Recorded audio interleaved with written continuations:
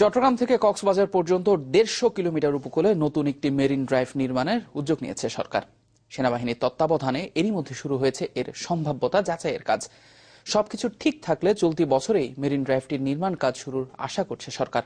নতুন এই প্রকল্পে বহুমুখী ব্যবহারের সুবিধা রাখার সুপারিশ করেছেন বিশেষজ্ঞরা। চট্টগ্রাম থেকে কক্সবাজার যেতে এখন একটি মাত্র মহাসড়ক, ফলে যানবাহনের বাড়তি চাপ আর যানজটের সমস্যাও নিত্যদিনের। তাই অনেকদিন ধরেই কথা হচ্ছে বিকল্প পথ তৈরির।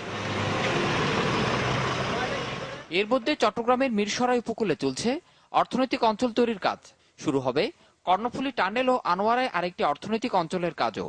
সেই সাথে মহেশখালীতে হবে বিদ্যুৎ কেন্দ্র সহ বেশ কিছু বড় প্রকল্প।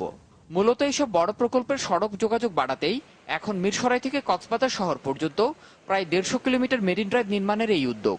মিরসরাই টু কক্সবাজার এই মেরিন ড্রাইভের ফিজিবিলিটি স্টাডি আমাদের সেনাবাহিনী সম্পন্ন করছে এবং সেনাবাহিনী এবং বিদেশি একটা কোম্পানি একযোগে এই কাজটি যথাসময়ে শুরু করবে।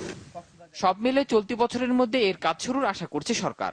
আর সেটি হলে এই অঞ্চলে যোগাযোগের পাশাপাশি অর্থনৈতিক সম্ভাবনার দ্বার খুলে যাবে বলে মত বিশেষজ্ঞদের।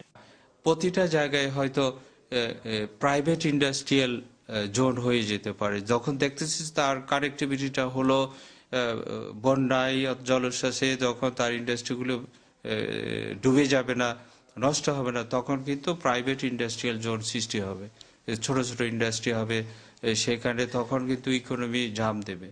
মেরিন ড্রাইভটির পাশে আবাসিক ও শিল্প কারখানা করার পরামর্শ দিয়েছেন এই বিশেষজ্ঞ। তার মতে দুই পাশে সোলার প্যানেল বসিয়ে উৎপাদন করা যায় বিপুল পরিমাণ সৌর বিদ্যুৎ।